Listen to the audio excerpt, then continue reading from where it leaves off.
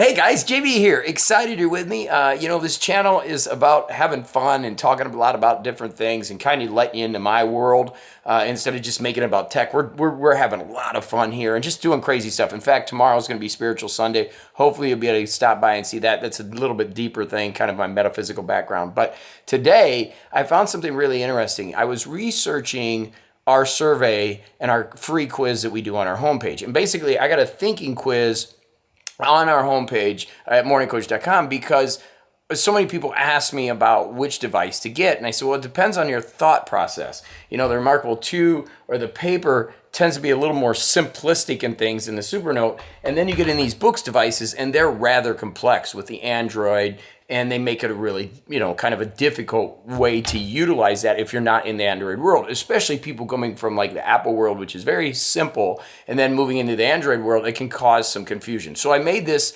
quiz, right? So far we've had 568 surveys come back. Now this is what's crazy. You can see on the chart here, and I'll put it up on the computer too, but basically there's questions that you answer, and I have 4 quadrants. So the opposite of a minimalist or minimalistic kind of thought process, clean, easy, just make it work, is complex. And complex is things that are more complicated, more of an engineering style mind that really gets into the detail. Where minimalist is just give me to the answer, make it clean.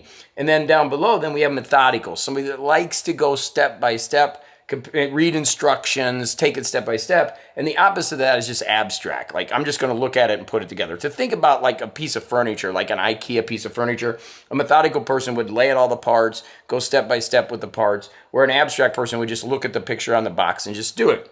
And so there's a combination there of those, and basically you're going to find yourself in one of those 4 quadrants. And so I explain that on the quiz, and obviously it's part of my Get It Done Now program and the things that I do within my coaching to help people understand their thought process, not only for these devices, but also trying to figure out what system that they should be using to organize. Because again, sometimes you'll give somebody a spreadsheet and they're not complex. Like they don't want to look at all that data. Spreadsheet can also be simple, but just follow me here. And with a ton of data and a ton of stuff, and they're a minimalist, methodical thinker, and they're like, what is all this stuff? And so one of the things we're working on in my business is to create systems to help people get things done, but analyzing their thought process first so they know where they fit in. And I've built a whole belt system, and I'm helping people with that. But what I want to talk about today, what was interesting is, as we have done 568 surveys, we've got only, and this is what's crazy, 10% are in the complex, 2% are in the complex abstract, which makes sense. That's somebody that's really understands things in complexity, but wants to be free thinking, right? So there's only 2% of the people that are like that. And I would say those are BOOX people, right? They're engineering thought, and they're really open and free flowing. And then 3% are complex methodical, meaning they're really complex, they're really methodical. Think of an aviator, right? A great pilot would learn all the complexities of flight and then have his checklist or her checklist. That's that kind of area. But what's fascinating is, then we get into the big numbers, is that 53% are minimalist and abstract. So 53%, the big chunk, 304 people who did the survey, are minimalist and abstract. And that means they like things clean, they like things just flowing, and they want to be able to do things in the way they want to do it. And that's why the reMarkable 2, I think, has had a lot of success, because I think for those people, it works real well. It's minimalist, it allows them to be abstract, and that minimalistic thing is what makes this work.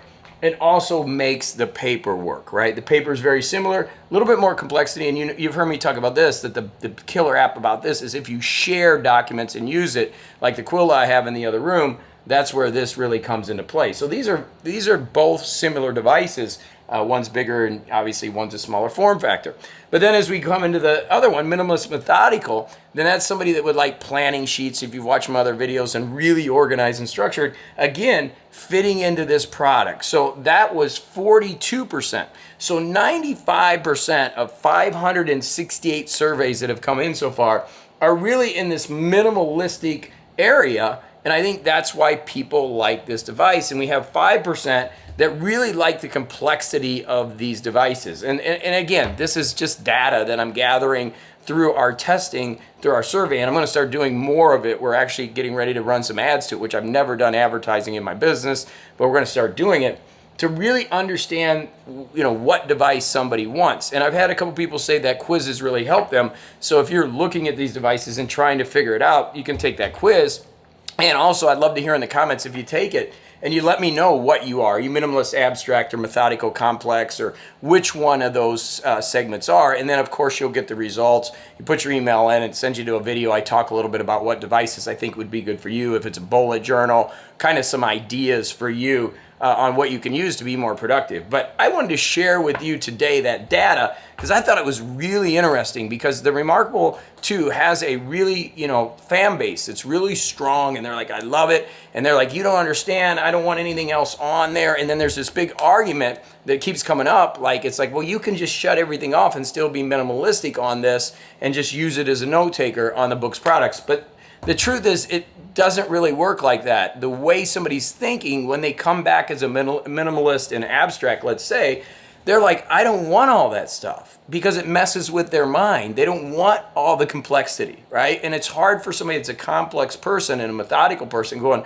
but I don't understand. You can just shut it off, right? And so when it comes to these, especially these e-ink devices, or even what device you're going to get into as far as Apple versus Google versus Chrome OS and the new devices, what are you using? I use the Google Pixel Go for my writing computer, but there's nothing else on it because I'm a minimalist. I don't want anything else on my devices when I'm writing, and so I don't want anything else on there. And I get it. There's some people that just want one device. We've talked about that before, and I've always said just get an iPad if you don't like writing it, and then try to find one of these. And then if you are in that complex abstract or complex methodical 5% of the people, then the BOOX products, I think you're going to love them. You're going to be like, this is good. But if you fall in those other areas and you get this and it's kind of like, it just got too much stuff going on, then you get frustrated. And that's why understanding why your thought process is so important, okay? So I hope you're having a great Saturday. I just had to share that. I got that data. I haven't looked at it in 4 months. We've had it come in. I'm going to start working on it because obviously in what I do,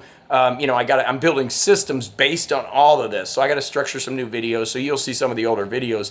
Next week, I'm going to be working on new videos that go with the quiz, and we're going to do some advertising to it because that's all been organic, people just going over there. But it's a lot of fun, and it's interesting as I'm learning more about this. It's really taken me down a path in my coaching to understand the way people think compared to the devices, and even more important than the devices, the productivity systems that people are plugging into, right? And it's like, no wonder people are getting frustrated. No wonder people are chasing the shiny object and not getting things done. This is a big thing that we're learning in my MorningCoach world with the coaches I'm working with and the professionals I'm working with, to get them organized so that I can help them. And in case you don't know, I coach professional golfers, I coach professional athletes, a lot of CEOs, and helping them in their organizations do this can make a big difference in helping people become more productive. And hopefully it'll help you too a little bit. And what am I doing on YouTube? I'm having fun here. I just grabbed the camera, A7C here, by the way, with the microphone on. I wasn't even going to do a video today, but I did this. I got to share it with YouTube. This is crazy. Share it with the audience. And as always, I appreciate you. Tomorrow we're going to flip it around a little bit. Spiritual Sunday. As you know, we do the opposite of what you're supposed to do on YouTube and niche down. And we lose some subscribers every once in a while, but it is what it is. I'm having fun. I'm producing content for you, and that's what we're doing together. It is a community more than a channel, and I always say that, and that's what's going on here. Let me know in the comments, what are you? Did you take the quiz? Are you methodical? Are you complex? Are you, where's your mindset? It's kind of interesting, and if the numbers jive with the surveys I've got, 568, I wonder if this YouTube community would fall in those numbers, like 5% of complexity, right? And then 95% really like that minimalistic feel. It's going to be interesting as more data comes in, and I'll keep the reports coming. All right, so go have a great weekend. As always, thanks so much for watching, and we'll be bringing you a lot more right here on the MorningCoach channel. And remember, tomorrow's Spiritual Sunday, so it's going to be a little fun, a little break from the e-ink stuff, and we'll get a little deep. We'll have some fun with that. All right, go have a fantastic one. Until the next video, thanks so much for being a part of this community.